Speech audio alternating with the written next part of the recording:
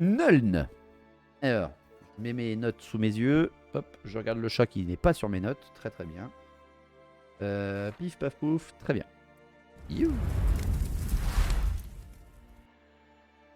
Donc Nuln. Ah, territoire de Nuln. Alors, un territoire qui m'intéressait beaucoup quand j'ai commencé l'Empire. J'ai voulu d'abord faire un rapport avec Nuln par rapport à mon armée de l'Empire, mais très rapidement je me suis reconcentré sur le Talabecland et Talabaim. C'est pour ça qu'on a commencé, je crois qu'on a commencé d'ailleurs les villes impériales par Talabaim. Je crois. On a fait Talabaim, on a fait Midenheim, on a fait Eldorf, on a fait Nuln. Oui, c'est ça. Parce que Marienbourg n'est pas une ville impériale, bien sûr. Tout le monde sait que les Slans, c'est les plus beaux, ce sont les Slans. Ah, non, non, non. C'est trop ventripotent pour moi. Et donc, le Nuln, bien entendu, obligé de raccrocher ça au Wissenland, bien évidemment, au Wissenland. Wissenland. Non, c'est allemand, ça devrait être V, non? C'est bien ça, je suis sur l'épopée du Seigneur de Norgel de l'autre fois. Oui, c'est vrai, avec Tamurkhan et tout, ouais, bien sûr. Mais un lien, bien sûr, avec Tamurkhan, évidemment. On va présenter un petit peu, bien sûr, tout ce qui est origine et comment s'en est arrivé à ça. Et ça sent la poudre, Randall, ouais, un petit peu. Les violets, on n'en parle pas beaucoup. De l'Ostermark, eh ben, en fait, j'ai voulu, normalement, vous faire une soirée sur l'Ostermark, sur Betschaffen, sur Wurtbad, sur Wolfenburg, tous ces territoires-là, en fait, qui sont des capitales du nord ou de l'est. Et j'ai pas grand-chose à vous dire dessus, en fait. J'ai pas grand-chose parce que c'est des cités qui sont un petit peu... oubliées dans le lore impérial, mais on fera des soirées dessus, vous verrez, hein, vous ferez votre avis là-dessus. Une armée empire avec chaque unité au blason de sa ville dont il est spécialisé, ça serait pas mal aussi, j'avoue. Quels sont les électeurs les plus puissants? Véritablement, Captain G, les comptes électeurs les plus influents, entre guillemets, bien évidemment, c'est le prince d'Aldorf, donc c'est la famille d'Aldorf qui dirige le Reikland. Les Midenheimer, bien évidemment, le culte d'Ulrich, bien sûr. Les Talabeklander, ben oui, hein, pareil. En fait, c'est les 4 cités majeures, véritablement. C'est Talabaim, bien sûr, avec le culte de Tal et le centre même de l'Empire. Et en effet, Nuln, qui est ici. C'est les 4 comptes électeurs les plus influents, entre guillemets, surtout à l'époque de Karl Franz. Donc, le Wissenland. Déjà, on va présenter un petit peu ce territoire, qui est le Wissenland. Et le moot. Oui, c'est vrai que le moot, bien sûr. C'est vrai que le moot est très important. On refera, si vous voulez, une soirée sur le moot. Ça fait très longtemps qu'on l'a faite, la soirée sur le moot, je crois. Sur le moot et les elflins. Je crois que ça fait plus d'un an et demi qu'on l'a faite. Quand on a fait la présentation des elflins, je pense. Donc on reparlera, si vous voulez, d'une soirée. On se fera une... Vous voulez ça pour lundi prochain? Lundi prochain, on se fait une soirée moot et le Auckland. Ah non, pardon. Ah, c'est vrai que le Auckland, il est intéressant aussi. Mais c'est très en rapport avec Ergi et tout ça. C'est vrai qu'on devrait faire le Auckland. J'aime bien le Auckland. Ils sont sympas. Je préfère l'Ostland, mais j'aime bien l'Auckland. Donc, voici à quoi ressemble le Wissenland. Pour le moot. Le Wissenland, c'est un territoire qui a choisi... N'importe quoi. C'est un territoire qui a évolué dans son histoire. Le Wissenland, en fait, il a été connu pour presque doubler sa taille, en fait. Si j'arrive à être sélectionné 31, je refais un half là encore. J'avoue.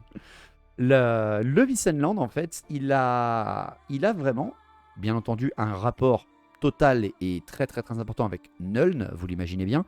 On va le comprendre quand on va parler de la ville. Mais le Wissenland, à la base, il sera différent techniquement à The Old World. Il sera différent à The Old World parce que justement, il a annexé le Soland. Le Soland, c'était leur voisin. Je vous remontre l'image en noir. Donc ça, c'est le territoire du Wissenland, ici même à l'époque de Karl Franz. Mais... Ah oui, mais merde, mais j'ai... Je suis débile. Je n'ai pas mis la photo avec. Mais avant, il y avait à leur est... Youp, voilà.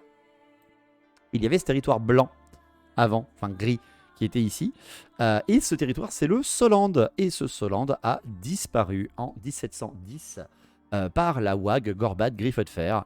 Donc, soit à The Old World... Enfin non, je suis con, je raconte des conneries. Putain, je suis vraiment fatigué. The Old World, techniquement, le Wissenland et le territoire de Nuln sera de cette taille-là. Il représentera bien tout ça parce que, justement, ils ont annexé toute la partie entre le Staffel pardon, et le Hollen. Donc les deux rivières, pardon, la rivière Sol et Staffen. Voilà, les deux rivières ici, qui n'étaient pas à eux, en fait, à la base, qui étaient bien au Solland. Belle plus-value. Belle plus-value, en effet, le territoire a quand même doublé de taille par rapport à ça. Donc, assez rapidement, voilà pourquoi je voulais vous mettre bien ça en tête. Mais Nuln, la cité de Nuln. Alors, tac, on va sortir les belles images. Hop là. Comme d'habitude, on essaie de bosser un peu son icono. Tac. Alors, Nuln, N-U-L-N, Nuln, cité qui est extrêmement célèbre dans l'Empire. Elle est très très très célèbre dans l'Empire. Elle est même techniquement plus célèbre que toutes les autres villes qu'on a parlé juste avant. C'est-à-dire Wurdbad, peut-être celle qu'on parlait que je n'ai pas faite. Mais c'est une très grande rivale. Rivale politique, pas trop, mais une rivale en termes de taille, de modernité, etc. D'influence, on va dire, de personnes lettrées dans l'Empire par rapport à Aldorf, à Midenheim ou à Talabheim. Pourquoi? Alors d'où ça vient, Nuln? Comment ça a été créé? Comment elle en est arrivée quand même à développer complètement cette plus-value? Donc c'est la cité-État, c'est une cité-État, hein. Alors, la cité-État, c'est encore en négociation à l'époque de Karl Franz, elle essaie de devenir indépendante par rapport au Wissenland, mais sachez que c'est une cité-État, enfin non, c'est même pas une cité-État, contrairement par exemple à Talabheim. Talabheim ou Midenheim, les deux cités qu'on a parlé avant, Talabheim et Midenheim sont des cités-États à part entière. C'est-à-dire que Talabheim, dans son cratère, elle a complètement une autarcie intégrale. Entre le Talabheim et Talabheim, c'est deux entités différentes. Il n'y a bien sûr qu'un seul compte électeur, mais le compte électeur n'est pas obligé d'être à Talabheim. Il peut être dans d'autres cités du Talabheim. À Nuln, c'est la différence. À Nuln, c'est toujours la capitale de la région, mais ce n'est pas encore une cité-État, parce que vous allez comprendre que c'est une cité majeure depuis assez peu de temps, en fait, Nuln. Elle est un peu en retard par rapport à Aldorf et les autres. La foi, l'acier et la poudre. Ouais, c'est à peu près ça, Guriknak. Elle a des canons dignes des canons à Rise de la Deuxième Guerre mondiale. Ah, en effet, elle rigole pas. Et c'est bien entendu, une des premières cités, hein, des hommes qui deviendront les impériaux. Elle a été construite, alors développée véritablement, déjà à l'époque de Sigmar. Pourquoi je dis véritablement elle a été développée et pas, j'ai pas dit construite? Parce qu'à la base, Nuln, c'est une cité elfique. Et oui. À la base, Nuln n'est pas impérial. Le territoire de Nuln, donc que je vous remette, est ici, dans l'Empire. Regardez bien son emplacement. Il descend depuis Marienbourg, longe le Reik et vient à l'endroit où le Reik l'Aver se jette dans le Reik, juste ici. C'est une cité elfique, c'est un avant-poste elfique, c'est une forteresse elfique à la base, qui a été construite par rapport au commerce avec les nains. Ils n'ont pas rajouté un N au nom à un moment. Non, Nuln, elle a toujours eu que 2 N, un au début et un à la fin. Heureusement que les elfes n'ont pas de rancune, sinon le vieux monde serait dans la merde, j'avoue. Original comme lore, ouais, c'est ça. En gros, cette cité était un avant-poste, une forteresse aux elfes qui était construite dans les terres, mais qui est au bord d'une rivière, bien évidemment, pour pouvoir partir par bateau et retourner vers la mer, faire du commerce en fait, avec les nains qui étaient à l'intérieur des terres. C'est donc une cité qui a été connue. Elle était très très très connue des nains et des hauts elfes, bien évidemment. Mais, bien évidemment, après la guerre de la Barbe ou la guerre de la Vengeance, qu'importe votre point de vue, eh bien, cette cité a été abandonnée et en partie détruite. Elle n'a pas été rasée par les nains, ce qui a été un peu étonnant. Elle n'a pas été rasée, mais elle a été en tout cas partiellement détruite par les nains et leur rancune, bien sûr. Il faudra attendre les premiers hommes, c'est-à-dire les hommes qui deviendront les tribus impériales. Donc on n'est même pas encore dans l'Empire. Sigmar n'était pas encore tout à fait là. Il était encore trop jeune. Enfin, il n'était même pas né d'ailleurs au tout début. Ce sont des colons, des personnages des clans qui arriveront d'ailleurs et qui feront partie des 14 ou 15 clans majeurs humains qui vont s'installer dans le Vieux Monde et qui deviendront après les impériaux. Donc parmi eux, il y a les Ostlanders, il y a les Teutogen, les Unberogen, tout ça. Et au milieu de tout ça, c'est peuple que je viens de vous mentionner arrive plutôt de l'Est, donc il descendrait un peu des montagnes et peut-être un peu du Nord, si on expliquerait ça. Mais les descendants des Nulniens, ils viennent pas de l'Est, ils viennent du Sud. Les Nulnorogènes, non. Non, je sais même pas si j'ai noté le nom. Je crois qu'il est même pas noté leur nom d'origine de la tribu. Ils viennent du Sud. Les origines de Nuln viennent de Tilé. Eh oui, ce sont des mecs qui viennent de très loin du Sud, très très loin du Sud, pour venir s'installer en fait dans ces territoires-là. Les Tiléens, parce que oui, les Tiléens existaient déjà. Je vous rappelle que les Tiléens commerçaient avec les Arabéens et les Néécariens avant même que les Néécariens ne soient des morts-vivants. Et ces gars-là, comprenant que des nouvelles tribus humaines, 1 kilomètre à pied, ouais à peu près, comprenant que des nouvelles tribus humaines s'installent dans le vieux monde, ces Tiléens s'allient avec des barbares, certains qui viennent justement de leur territoire et qui quittent la Tilée, des gars qui vivaient dans les montagnes un petit peu, eh bien les suivent et trouvent à l'embouchure de 2 fleuves, eh bien cette ruine elfique, cette grande forteresse en ruine elfique, et décident de s'y installer pour ne créer qu'une seule chose, même pas une cité, un avant-poste commercial. C'est-à-dire que c'était un endroit qui était censé commercer Nuln avec les tribus du Sud, donc les Tiléens, pas encore de principauté frontalière à l'époque, mais un petit peu d'Estaliens, et surtout, les nains.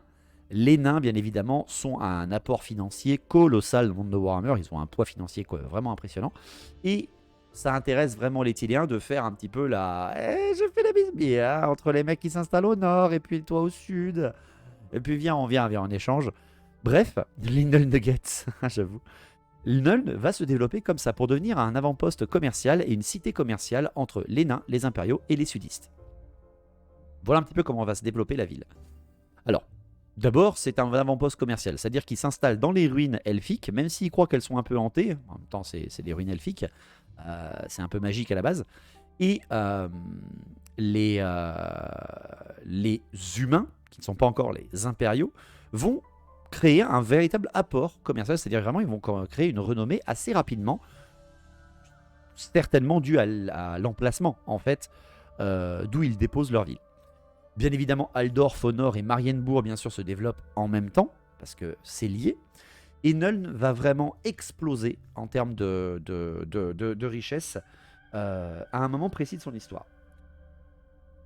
Avant ça, ça reste un avant-poste commercial. Avant que ça devienne la grosse cité de l'ingénierie et de l'artillerie des impériaux, avant c'était juste un avant-poste commercial.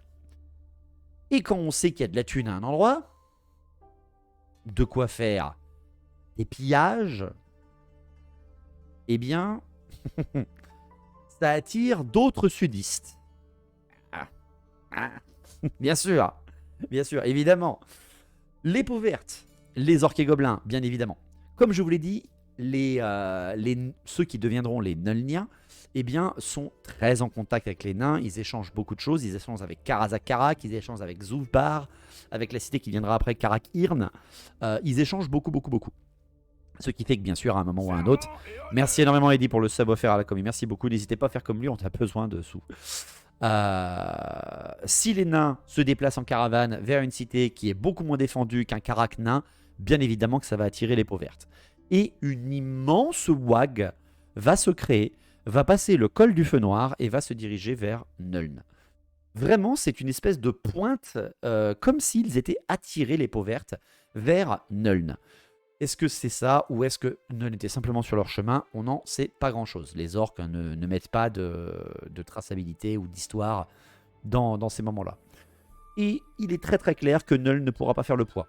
Littéralement, la cité n'est pas assez défendue, il n'y a pas assez de monde, il n'y a même pas assez de moyens, il n'y a pas encore les écoles d'artillerie ou quoi que ce soit. Imaginez pas du tout ça, c'est vraiment un avant-poste commercial quand on pourrait voir genre à Flotsam dans l'Empire, dans l'univers The Witcher. C'est vraiment pas assez défendu pour supporter une wag de milliers de peaux vertes. Et en fait, eh bien, la cité de Nuln va recevoir des renforts juste avant que la wag ne lui tombe dessus, un jour et demi avant qu'elle n'arrive et qu'elle ravage la ville. Et ces renforts viennent du nord-ouest. Et c'est l'armée de Sigmar.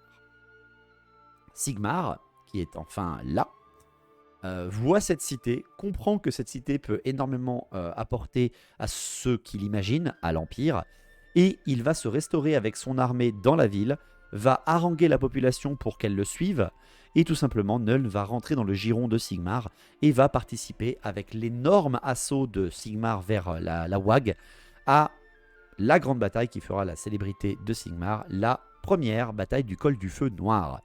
Donc vraiment, il va repousser énormément vers le sud-est les peaux vertes et va tout simplement tabasser les peaux vertes, ce qui va faire de lui le premier empereur de l'Empire. Donc, Sigmar, ayant sauvé la ville du pillage et de la destruction des peaux vertes, Sigmar rallie à lui, bien évidemment, les Nulniens et nomme le chef de la tribu qui vivait là, comte électeur. Il le choisit comme un comte électeur. Et ce comte électeur de l'époque va vraiment très très bien gérer son coup. Ce comte électeur et son fils, malheureusement, il n'y a pas son nom, on n'a pas le nom de ce personnage, eh bien, va lancer une espèce d'énorme aménagement de travaux pour justement ne plus vivre ça, ne plus dépendre non plus de plein d'autres personnes. Il veut vraiment que sa cité devienne une cité fortifiée, très très très très bien défendue. Donc c'était déjà grâce aux nains des moyenâgeux, quand Sigmar et ses tribus étaient vivantes, c'était déjà un avant-poste. Et pas, justement, je précise bien, pas une cité fortifiée. La cité fortifiée n'apparaîtra que juste après Sigmar, parce que Nuln est peut-être l'une des villes qui a le plus de contact avec les nains. Et oui, comme je vous l'ai dit, ils avaient déjà des échanges commerciaux avec eux. Donc, à partir du premier comte électeur et de son fils, les 100 premières années de Nuln vont juste être incroyables.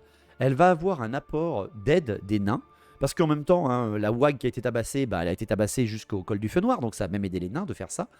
Et les nains vont se rapprocher des impériaux, et on va pas se mentir, hein, je vous rappelle que le vœu d'amitié des nains était déjà fait avec Sigmar en lui-même.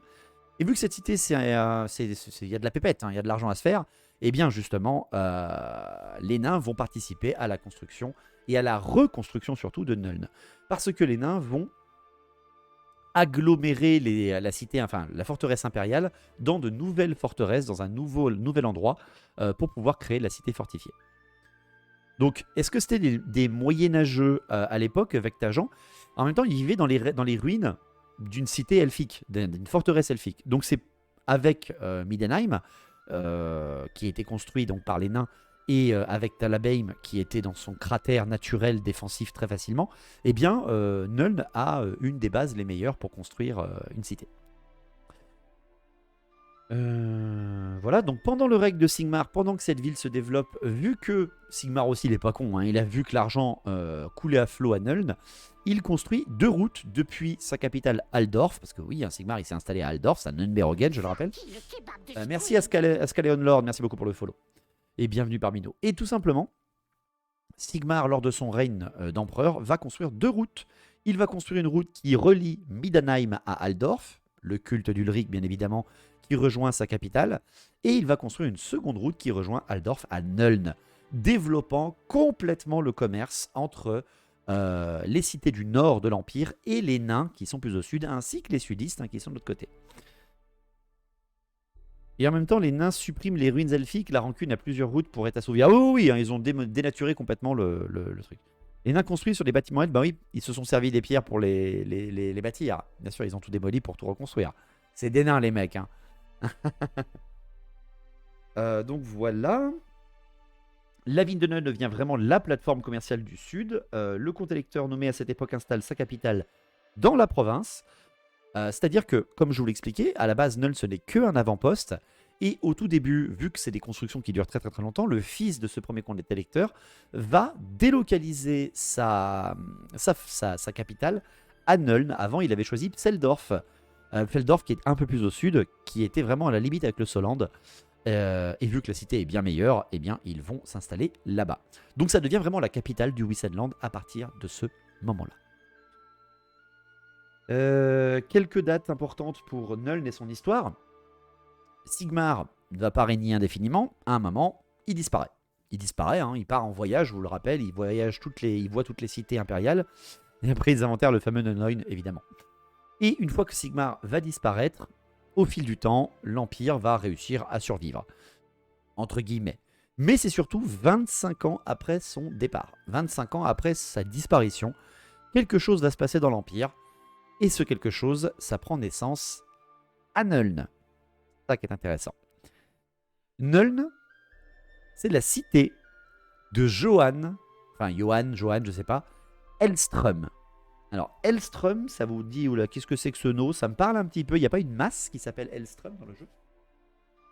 Johan Hellström, depuis Nuln, c'est un Nulnien de naissance, il va devenir le premier prophète de Sigmar. Merci énormément, Écarlate. Merci beaucoup pour ton Prime. Merci d'avoir choisi cette chaîne. Merci à toi. C'est qui, lui? C'est le premier prophète de Sigmar. Johan Hellström va annoncer qu'il a vu Sigmar devenir un dieu. Il n'est plus parmi eux parce qu'il est devenu un dieu. Et le culte de Sigmar... Merci Vivek, merci beaucoup pour le follow aussi. Merci. Le culte de Sigmar va naître à Nuln. C'est dingue, on apprend toujours des trucs sur ce live. Parfait. Le culte de Sigmar prend naissance à Nuln, mais pas à Altdorf. Et oui, parce que je vous en ai pas encore parlé, d'où il a pris naissance, le culte de Sigmar. Vous savez que le plus grand hôtel de Sigmar, le plus grand temple, il se trouve à Altdorf, que le temple de Ulrich a son voisin à Middenheim, qui est le temple de Sigmar. Vous savez que Talabheim a jamais beaucoup aimé le temps, comme les Middenheimers, les Sigmarites, mais sa naissance, elle est de Nuln. Arme magique avec l'attaque force 10, je crois. Ouais, la masse d'Hellstorm est plutôt vénère. Et tout simplement, ce gars-là va devenir ultra célèbre. Il a mangé trop de champignons pour voir Sigmar devenir un dieu. Alors, tu sauras, hein, Sion 6, que la ville a failli brûler, hein, quand Hellström a commencé à faire naître le culte de Sigmar. Bien entendu, ça a marché à Nuln, parce qu'il était un notable, Johan Hellström. Il était un très bon harangueur de foule, il a très très bien su gérer son affaire. Il est devenu célèbre, et tout simplement, le culte de Sigmar a commencé à naître.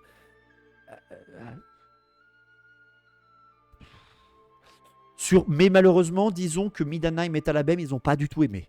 Ils n'ont pas du tout aimé cette idée. Ça a été vraiment déclaré comme des hérétiques, hein. La ville a failli brûler, mais au bout de... Au calendrier numéro... Alors voilà, à l'année 100 du calendrier impérial, Johan Hellström n'est devenu rien d'autre que le grand théogoniste de Sigmar. Son influence a tellement été rapide, a tellement été fulgurante, qu'en moins de 20 ans, littéralement Altdorf, le Stirland, l'Averland, et bien entendu le Wissenland et le Soland, qui sont voisins, se sont raccrochés au culte de Sigmar. Donc alors là, c'est compliqué de faire raser la ville quand tu sais que déjà, près d'un tiers des provinces impériales ont rejoint ce point de vue. En gros, c'est le premier zinzin. Ah, c'est le premier fanatique, ouais, Hellström. Donc, il est devenu le premier moustache aussi, hein. Il est devenu le premier Volkmar, bien sûr. Donc, ville de naissance du culte de Sigmar, qui va très rapidement devenir, pas un problème, hein, bien sûr, mais d'une influence grandissante pour Nuln. Donc déjà, à la base, c'était pas une cité impériale pour l'artillerie, c'était une cité impériale pour la foi. Et oui. Tac.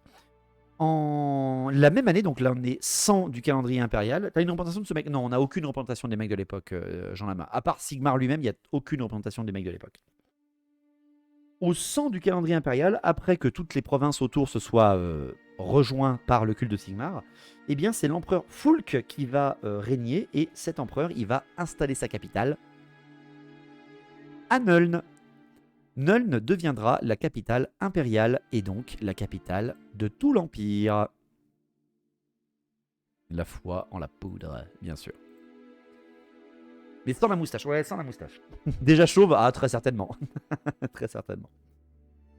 Pendant 400 ans, donc on est déjà à l'année 500 du calendrier impérial. Je vous rappelle que Karl Franz, il règne en 2510.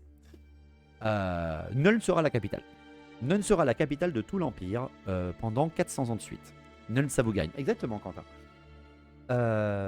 Bien entendu, étant capitale impériale, il va y avoir énormément de développement par rapport à la politique à Nuln. Et vraiment, ça a été une surprise totale, hein, pour Nuln. Parce que je vous rappelle encore une fois qu'à la base, c'est un avant-poste qui a été fortifié. Un avant-poste commercial. C'était vraiment pas une cité gigantesque. Quand l'empereur Fulk s'installe à Sigmar...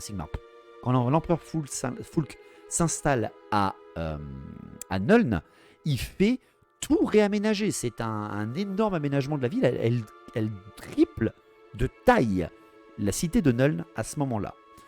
Elle est obligée, à ce moment-là de son histoire, de se construire non pas sur un seul versant, mais tout autour des rivières qui passent par là.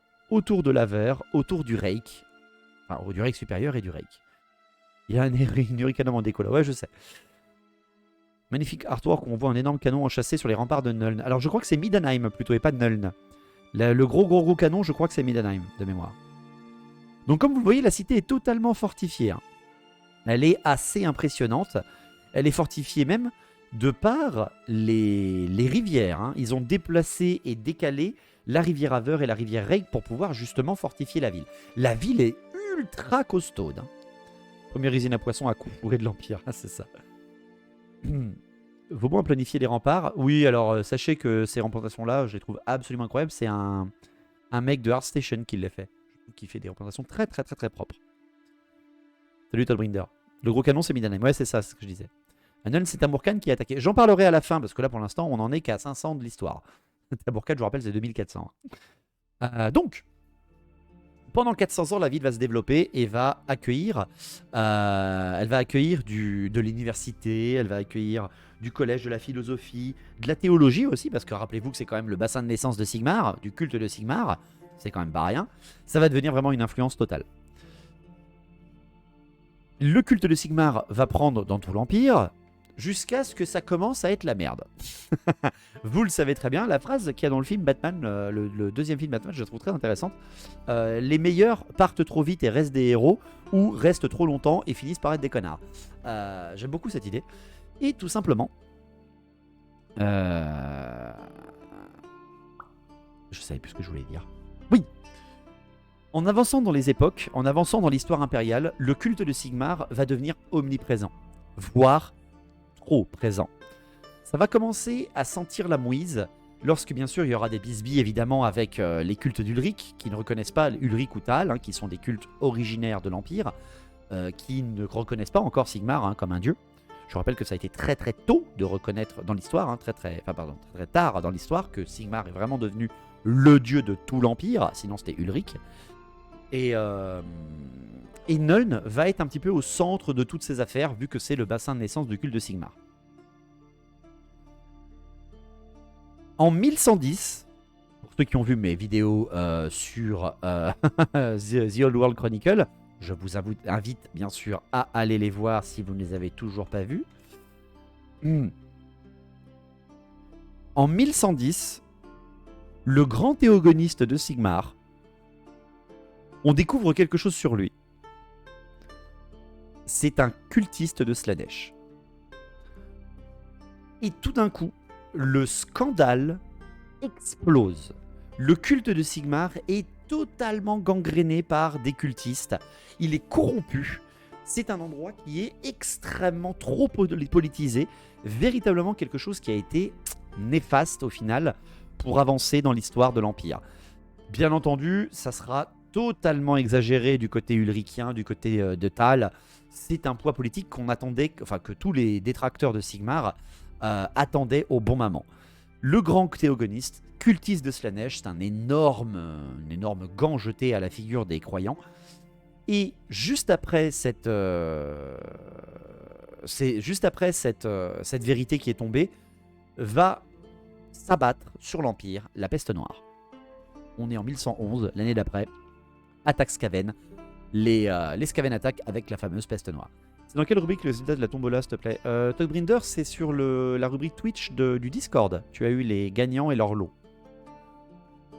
Attends, depuis le début, tu nous parles de culte et moi j'entends un autre mot. Oui, t'es dégueulasse, Jean-Lamar, on le sait. Salut Isaac, je reviens de 15 jours en Dordogne. J'ai visité les châteaux de Castelnau. Ah, très beau, très beau. J'ai eu un trébuchet fonctionnel, magnifique. Je sais qu'il n'y a jamais eu de cultiste dans le culte d'Ulric. Ah un petit peu quand même, malheureusement. Salut Grumpy, j'arrive à la fin? Non, on en est la moitié de ma feuille. La cité qui fait boum boum, c'est à peu près ça maintenant. Donc, Nuln va un petit peu connaître un effondrement de son culte à ce moment-là, vu que c'est le bassin de naissance de Sigmar, on va lui accuser d'avoir voulu mettre des chaotiques sur la tête de l'Empire, etc. Très rapidement, tout ça va être oublié, ou en tout cas va devenir anecdotique, parce que c'est la peste noire. Je vous rappelle que la peste noire, plus de la moitié de la population de l'Empire a disparu. Les Skaven vont utiliser cette attaque, enfin cette nouvelle arme du clan Pestilence qu'ils viennent de revoir revenir de l'Ouest, vont utiliser cette magie et cette arme pour faire mettre de genoux à la terre à l'Empire, mais l'Empire va s'en redresser. Surtout aussi parce que les Skaven vont eux-mêmes s'empoisonner avec leur propre peste noire. Mais l'Empire, grâce à l'homme qui va devenir un nouvel empereur, qui sera Mandred, tueur de Skaven, qui est un Midenheimer, eh bien l'Empire sera sauvé. Cependant, bien évidemment, la cité de Nuln fermera ses portes et empêchera beaucoup de réfugiés de rentrer pour éviter de propager la maladie. Mais ça n'empêchera pas la cité de énormément souffrir de la guerre, ou en tout cas des attaques Skaven. Nuln, après que Mandred soit devenu empereur, va reprendre sa vie. Noldor, c'est toi. Il va reprendre sa vie, son commerce, sa célébrité, etc. Je rappelle que Mandred est certes un Midenheimer, mais ça reste un Ulricien convaincu. Et les Sigmarites se parlent pas trop d'eux. Ils veulent pas faire trop parler d'eux à ce moment-là, jusqu'à ce que Mandred meure. Mandred, tué par un assassin Skaven, je le rappelle, par vengeance et par simplement complot. À partir de là, l'empereur qui va suivre sera un Stirlander. Ce sera un gars du Stirland, je vous remontre la carte. Le Stirland est en vert. Alors bon, à cette époque-là, il n'y a pas la Sylvanie. Pardon, c'est celle-là que je voulais vous montrer. Voilà. Et le Stirlander qui va être nommé, c'est un Sigmarite vraiment convaincu. Parce que je vous rappelle que l'influence de Nuln, elle a été tout autour. Elle a été bouchée par le Talabecland, par le Talabecland, mais tous les territoires autour sont influencés par les Sigmarites. Le mood, c'est un peu la Suisse, je dis ouais, c'est un peu la Suisse, je dis c'est ça. Toujours la Suisse qui avait des vrais bros, c'est ça. Ce qu'ils ont piqué les joujoux de Grand-Père Nurgle, c'est sûr. Et en fait, la cité de Nuln, je vous rappelle que c'est à cet endroit que sont couronnés les empereurs, c'est la capitale impériale encore. Même si Mandred est un Midenheimer, ils sont couronnés à Nuln, c'est la base du pouvoir impérial. Eh bien, ce Stirlander va arriver à Nuln pour son couronnement, va être couronné empereur, et l'une de ses premières directives étant un Sigmarite complètement convaincu, il va créer la fameuse taxe sur le culte d'Ulric. Ah Bien évidemment, ça ne manquera pas de faire un scandale total. Et la première personne à se retourner contre cette idée, eh bien sachez-le, ce n'est pas Midenheim, vous le connaissez, c'est Ottilia, la comtesse électrice du Talabecland, de Talabheim, parce que je vous rappelle que Talabheim, c'est une cité qui est censée représenter tous les dieux de l'Empire à égale valeur. Et on parle des Skaven ce soir. Le dieu du changement à c'est là qu'on multiplie les empereurs. La guerre ou bagarre, c'est ça. Et tout simplement, le Stirland ayant été couronné à Nuln, comme le veut la tradition, est déclaré empereur. Mais en face, le Talabecland va se rebeller et va tout simplement se nommer eux-mêmes empereurs. C'est le début de la guerre des deux empereurs. Plus tard, bien sûr, va arriver la guerre des trois empereurs, parce que bien entendu, l'influence de Talabheim va porter ses fruits, jusqu'à ce que même les Midenheimer en soient jaloux, et que les Midenheimer tentent d'attaquer Talabheim, et ça finira par se refaire une autre nouvelle guerre, et que les Midenheimer se déclarent eux aussi empereurs, et on est à la guerre des trois empereurs. Ça dure, je le rappelle bien, 1000 ans, de 1115 à peu près, ou 1126, je ne sais plus exactement, regardez la vidéo, jusqu'à peu près 1000 ans plus tard. J'ai hâte à la guerre des 4. Alors ça, c'est plutôt les Skaven. Ou le chaos. Et là, c'est les mauvaises années pour l'Empire. On le sait bien. C'est les années... ça sera dans ce contexte-là que The Old World commencera son histoire, techniquement. Et c'est là où ça va prendre très cher. Très cher, l'Empire. Des années plus tard, bien sûr... Alors attendez, je relis, excusez-moi, j'ai peur de louper des trucs. La capitale impériale passe de pays en pays. Oui, pardon. Vu que l'empereur n'est plus un seul empereur mais 3 autres, Nuln va perdre son statut de capitale impériale, bien sûr, hein, parce que les empereurs de chaque côté veulent leur capitale dans leur cité originelle, donc Midanheim, Talabeim. Et après, celui qui a été élu, comme le veut la tradition, changera hein, sa capitale. Ça sera tantôt le Stirland, tantôt Altdorf, tantôt le Wissenland, etc., etc., etc. Il y aura des comtes électeurs de Nuln qui seront des empereurs pendant la guerre des 3 empereurs. Oui, c'est que arrive une grosse date dans l'Empire. C'est là qu'arrive une très grosse date très importante, 1720. L'Empire étant très désuni, ne voulant pas s'allier entre eux pour pouvoir sauver des alliés potentiels, un petit gars va revenir du sud, un gars célèbre, un petit gars qui montait un cochon. Et ce petit gars, ce n'est rien d'autre que Gorbad Griffelfair, le plus grand seigneur de guerre orc que l'histoire des Pauvertes ait connu. Gorbad Griffelfair va déferler du col du Feu Noir, pardon, et va ravager et détruire le territoire voisin au Wissenland et à Nuln, le Soland, et va être arrêté à Altdorf. Il sera blessé mortellement à Altdorf et va disparaître. Qui est fortifié Skoll.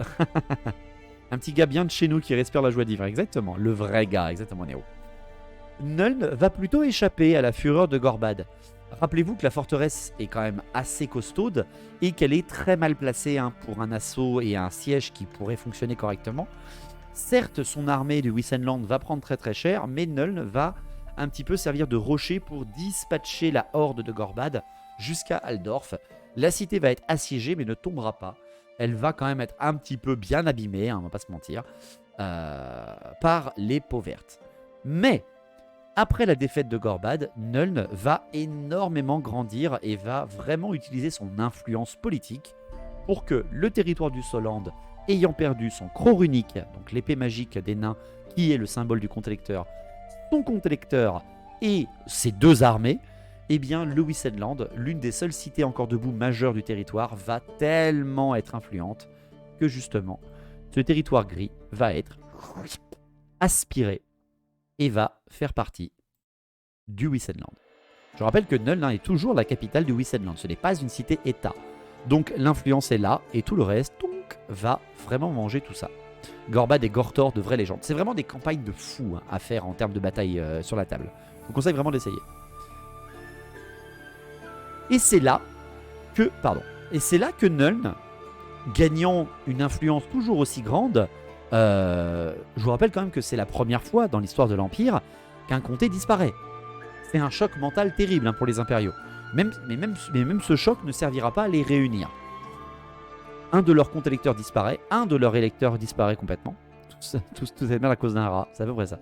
Le croc runique ne finit pas dans les mains de Kurtelborn. Tout à fait, Isaac, tout à fait. Il est retrouvé par une naine dans la caverne d'un dragon ou d'un troll, je sais plus.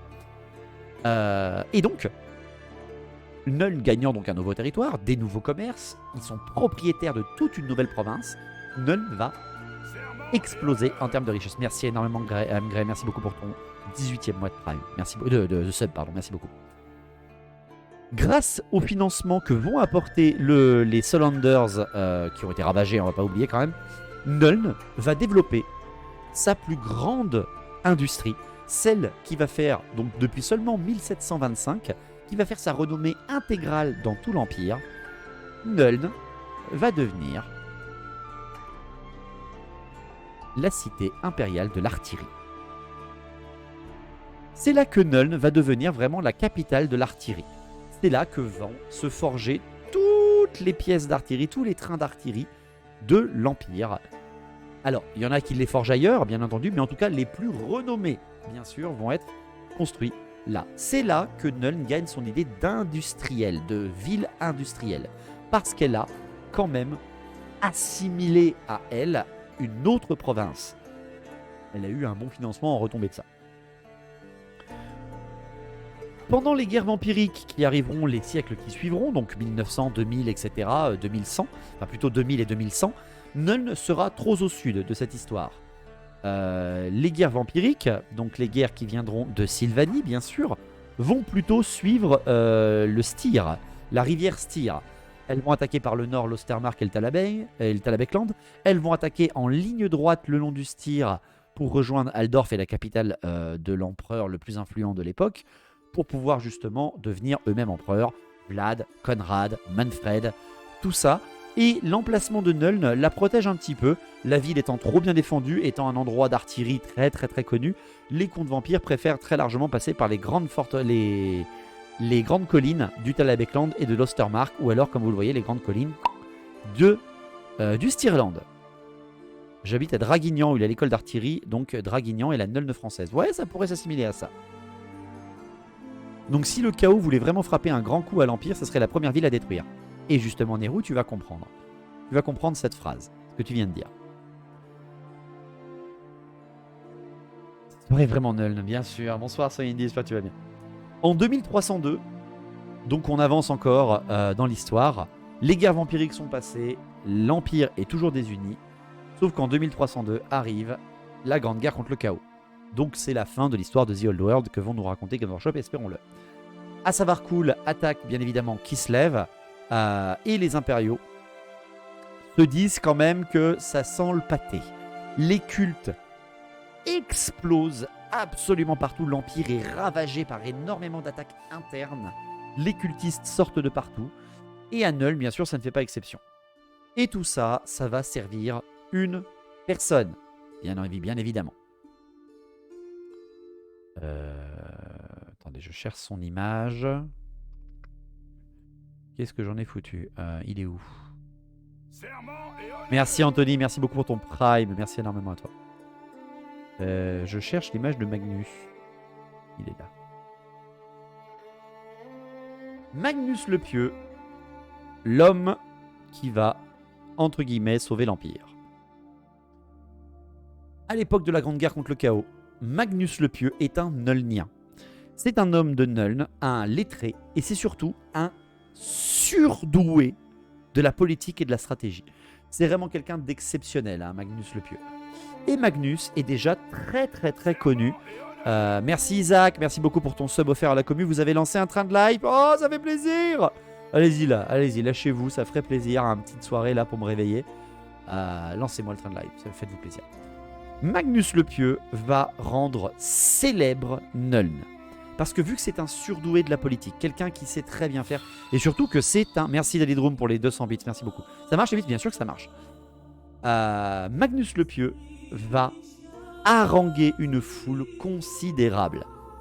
Sachant que Nuln est la base du culte de Sigmar, il va tenter de réunifier l'Empire. C'était une tâche complètement incroyable. C'est vraiment, dans l'idée, impossible que ça arrive à cette époque. Et pourtant Magnus va réussir à un niveau vraiment surprenant. Merci beaucoup Malus, merci beaucoup pour les 3 subs offerts à la commu, merci beaucoup. Magnus le Pieux va refaire naître une union de l'Empire grâce à Sigmar et au culte dans Nuln. Déjà parce que le mec va purger une demi-douzaine de cultes entiers avec ses hommes et ses fidèles, on va dire entre guillemets, dans Nuln. Donc Nuln est une base très solide pour l'Empire à ce moment-là. Il va, Magnus, repartir après avec le soutien bien entendu de Wissenland, qui est quand même assez riche, et des terres du sud pour remonter et essayer de rallier tout l'Empire. Il va rallier Altdorf, il va rallier Talabheim, il va rallier le Styrland, tous les impériaux, jusqu'à bien entendu Midenheim, le culte d'Ulric, les grands rivaux politiques et théologiens de Sigmar, et Magnus, Nulnien accompli, célèbre et grand défenseur des impériaux, va passer l'épreuve de la flamme sacrée d'Ulric. Il va entrer devant les yeux de tout le culte d'Ulric présent, ainsi que le Har Ulric, l'égal du grand théogoniste d'Ulric, qui disait que Sigmar, depuis des siècles, n'est qu'une hérésie. Et Magnus va traverser la flamme sacrée de Ulric sans recevoir aucun dommage, prouvant bien qu'il est un élu de tous les dieux de l'Empire et que Sigmar n'est pas un ennemi d'Ulric. À partir de là, Sigmar est véritablement reconnu comme un dieu tutélaire impérial, même si les Midenheimers diront qu'il a trafiqué la flamme, bien évidemment. La flamme d'Azurian, les copiteurs, c'est exactement ça. Plagiat du roi Phénix, tout à fait. Merci Arsinani, merci beaucoup. Merci Arsinaï, pardon.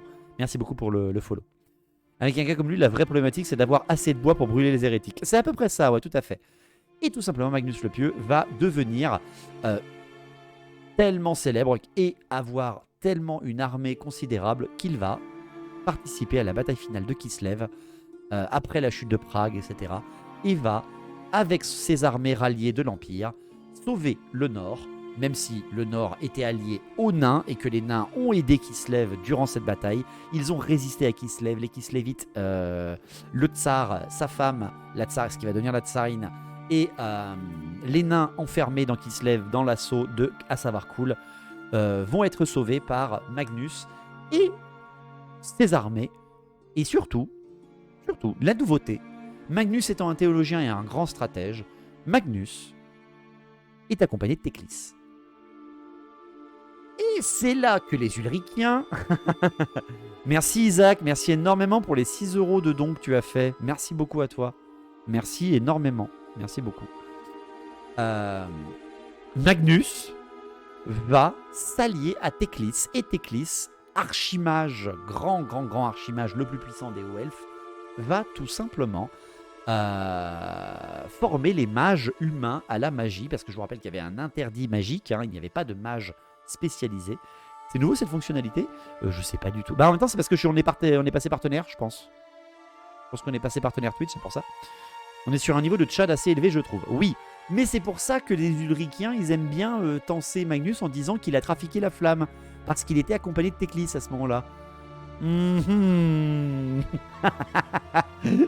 C'est en relisant l'histoire de Magnus que j'ai beaucoup rigolé avec l'histoire de Théclis et tout ça. Je trouve ça très très drôle. Bref, l'Empire, les hommes et surtout le monde va être sauvé par cette nouvelle alliance totale de l'Empire. Magnus va bien sûr revenir à Nuln. Il va revenir ultra célèbre, hein. Vous imaginez bien, le mec a réussi à rallier tout le monde et en plus il a sauvé le Nord. Et bien Magnus va revenir à Nuln, va être couronné empereur, tout simplement. Il va devenir le nouvel empereur, quelque chose qui n'est pas arrivé depuis 1000 ans, l'empereur qui réunifie tout le monde. Et il va refaire de Nuln la capitale impériale, comme l'a toujours été son histoire depuis la centaine première année de l'Empire. C'est toute la faute des ailes, ça va quoi? On n'a pas connu la fin du monde aussi. Oh wait, non. Non, il n'y a pas la fin du monde à cause des ailes, c'est à cause du chaos. Nuln est renommé donc capitale en 2310, au retour donc de Magnus le Pieux à Nuln, et ça va rester la capitale impériale pendant plus d'une centaine d'années, jusqu'à ce qu'un nouveau scandale éclate. Encore une fois, un scandale politique, j'en apprends beaucoup, c'est trop bien. Bah alors là, Scalon, j'espère que ça te plaît, parce qu'on fait ça tous les lundis, mercredis et vendredis, voilà. Et en 2420, un autre événement va se passer pour Nuln. L'empereur de l'époque, qui est un Nulnien et qui s'appelle Dieter IV, va créer une polémique totale autour de lui. Ce n'est pas un cultiste de Slanesh comme le grand théogoniste en 1110, mais c'est un empereur qui a accepté que Marienbourg, cité portuaire, l'une des plus riches de tout l'Empire, fasse sécession parce qu'ils ont acheté l'empereur. Ils l'ont rendu extrêmement riche pour que la cité, et donc sa province, deviennent indépendantes de l'Empire et donc fassent sécession. Bien évidemment, le scandale va éclater aux yeux de tous. C'est quand même l'empereur qui a accepté ça. Et donc, l'empereur Dieter IV sera destitué. Il sera destitué et surtout, il sera destitué. Alors, ça prendra du temps, hein, tout ça. Ça prend quelques années. Mais c'est surtout que Dieter IV va s'enfuir un an plus tard de Nuln, abandonnant complètement la cité à son sort, lorsque la ouag Grom-Lapence va tomber sur la ville. Vous vous rappelez hein, que depuis sa fondation, Nuln est l'une des premières grosses cités majeures qui attirent les peaux vertes. Gorbat Griffefer l'a totalement enseveli dans sa ouag, mais a continué vers Aldorf. La première ouag qui est tombée sur l'Empire, qui a été repoussée par Sigmar lui-même, se dirigeait vers Nuln. Là, ce coup-là, l'empereur est un baltringue, littéralement. Dieter IV, voyant la horde gigantesque de Grom, se déplace vers Aldorf pour s'enfuir un petit peu, laissant Ai abandonnant la ville, parce qu'il part avec ses armées, hein, je le précise bien. pour éviter de mourir et d'avoir toujours du soutien politique, parce qu'il sent que ça sent mauvais pour lui depuis l'affaire Marienbourg. Et Nuln va être ravagé par Grom-Lapence, la cité va être extrêmement connue pour devenir un champ d'entraînement des chars peau verte pendant quelques semaines, même si la WAG de Grom ne reste pas très longtemps dans l'Empire. Elle reste à peine quelques années. Mais la cité de Nuln va être ravagée par la WAG de Grom-la-Panse. Donc voilà, quelque chose qui est... Voilà, il n'a pas foutu la mer avec les nains aussi d'Ethercat. Ben oui, parce qu'il a refusé d'aider les nains. Les nains lui ont demandé de l'aide quand la WAG de Grom est venue, mais il a refusé. En fait, vraiment, Dietercat, c'est l'un des pires empereurs qui a existé dans l'Empire. Vraiment. Il a vendu un territoire qui était extrêmement riche de l'Empire, alors que l'Empire était réunifié. Il a refusé d'aider les nains lors de leur pire époque avec Grom-la-Panse, et il a abandonné sa capitale. Donc bien évidemment, une fois que Nuln et que surtout les peaux vertes soient décalés et partis par la mer pour aller attaquer Tor-Ivresse sous les conseils de le vieux Chico, le chaman de Grom-la-Panse, on a fait son lore il n'y a pas longtemps. Eh bien, merci beaucoup pour le petit live à tous, merci beaucoup. La cité va avoir perdu son statut de capitale parce que Dietercat étant dégagé de la politique, bien entendu, parce qu'il a survécu à la WAG Grom-la-Panse, c'est le prince d'Aldorf qui va être nommé empereur, donc la famille de Karl Franz, bien sûr. Et à partir de là, Nuln perd son statut de capitale, donc c'est extrêmement récent qu'il ait perdu son statut de capitale, Nuln, pour Aldorf en 2420. Donc voilà. Aujourd'hui, la cité a été reconstruite. Donc aujourd'hui, je parle de l'époque de Karl Franz, 2510-2520. La WAG est passée, mais la cité a été reconstruite. Elle possède toujours l'école d'artillerie, la construction de l'école d'artillerie. Et surtout, elle possède aussi l'école d'ingénierie, donc des ingénieurs la plus renommée, parce qu'en même temps, ils ont l'école d'artillerie aussi à côté, pour faire un peu d'ombrage avec le fait que Aldorf possède une autre école d'ingénierie, mais aussi les collèges de magie. Magnus le Pieux n'a pas voulu, dans sa capitale impériale, les collèges de magie, il a voulu mettre ça à Aldorf. Est-ce que parce que sinon ça concentrait tout au même endroit et qu'il voulait pas ça? Je pense que oui. Question un petit peu de stratégie. Encore une fois, ça se voit que le gars était pas mauvais. Donc voilà un petit peu l'histoire de Nuln. Voilà l'histoire de Nuln. C'est avec Grom qu'ils ont perdu les tanks à vapeur. Ouais. Nuln, à l'époque de Karl Franz, elle est forte, elle est puissante et elle est dirigée par la comtesse Emmanuelle. Pas de blague pourrie, bien sûr. La comtesse Emmanuelle van Liebitz, qui dirige Nuln, est extrêmement célèbre dans l'Empire. Déjà parce que c'est une très grande amie à Karl Franz. C'est une très très grande amie à Karl Franz et beaucoup, bien entendu, les détracteurs politiques, tout ça, disent qu'elle a charmé Karl Franz pour en arriver à un statut pareil. Parce qu'elle n'est pas vraiment très douée en politique, Emmanuelle von Liebitz. Par contre, la comtesse Emmanuelle est très très très connue pour porter un amour à Nuln incroyable. C'est une impériale renommée, c'est-à-dire que tu touches à sa ville, elle te défonce la tronche. Emmanuelle von Liebitz, elle est quelqu'un qui est très très très célèbre pour son faste, sa beauté, le fait que tout est riche, tout est beau, que Nuln est vraiment devenu un endroit magnifique. Mais surtout aussi, Emmanuelle von Liebitz est en train vraiment d'essayer de faire de Nuln une cité-État. Vraiment qu'elle devienne totalement indépendante du Wissenland, parce que ce qui intéresse Emmanuelle von Liebitz, ce n'est que Nuln et son influence, sa politique, sa théologie. Le reste du Wissenland, elle en a vraiment quasiment rien à branler. C'est pour ça que techniquement, c'est elle qui dirige, parce qu'elle a été nommée comme ça et qu'elle est comtesse électrice, je le rappelle bien. Mais c'est surtout aussi la famille Toppenheimer de Pfeildorf. Je vous rappelle que Pfeildorf était la base même du Wissenland avant Nuln. Pfeildorf, c'est cette famille noble qui est totalement à la botte de Emmanuelle von Liebitz, qui gère la politique. Donc elle a ses petits sous-fifres qui bossent pour elle, et elle a son faste et toute sa beauté et tout ce qu'elle aime à Nuln. C'est Elspeth von Draken qui a un dragon. Alors, justement, je vais faire cet amalgame. Je vais faire ce rapport. La comtesse Emmanuelle von Liebitz, elle est célèbre, comme je l'ai dit, pour sa beauté. Mais elle approche de la quarantaine. Elle approche de la quarantaine et de la cinquantaine. Non pas que les gens de 40 ans ou de 50 ans ne sont plus beaux, mais La légende qui tourne autour d'elle, c'est qu'elle est elle est connue pour être l'une des plus belles femmes de l'Empire et que les années ne semblent pas la toucher. Elle est surtout connue aussi parce qu'elle a quelqu'un qui est un allié politique colossal avec elle. Et Manuel von Liebitz, elle a une de ses conseillères politiques, entre guillemets, qui n'est rien moins que la matriarche du collège de magie de la mort, Elspeth von Draken. Sa conseillère, c'est une personne qui est presque aussi puissante que Balthazar Gelt. Sa magie, c'est juste du botox. Voilà, c'est pour ça qu'il y a quand même des choses qui tournent un petit peu en termes d'histoire autour d'Emmanuel. Est-ce que c'est une vampire ou pas? On n'en sait rien.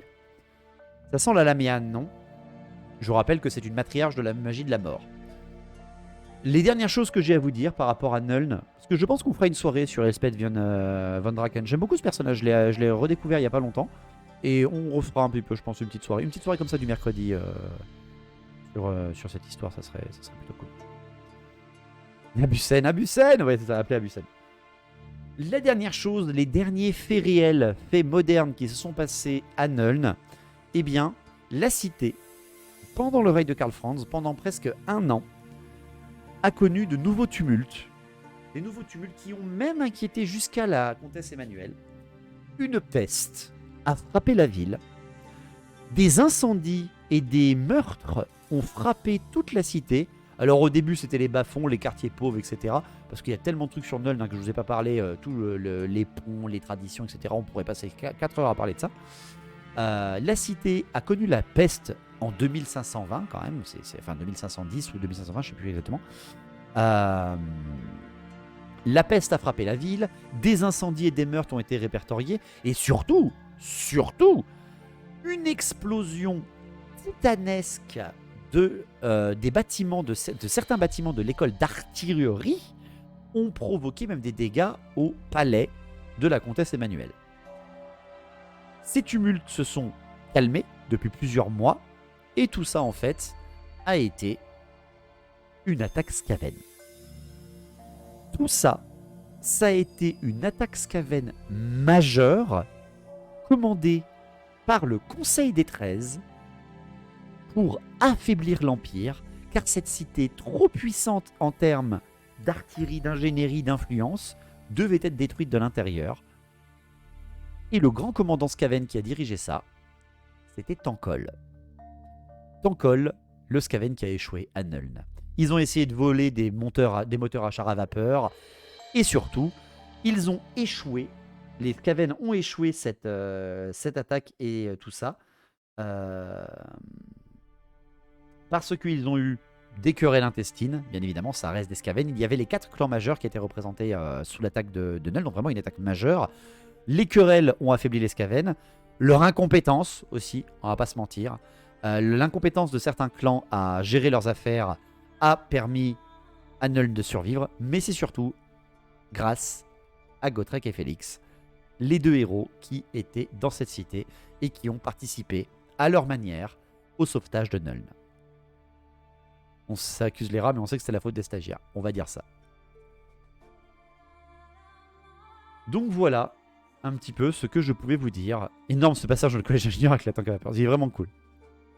Comme d'hab, quand on parle des Skaven. Exactement. Donc voilà un petit peu tout ce que je pouvais vous dire sur Nuln.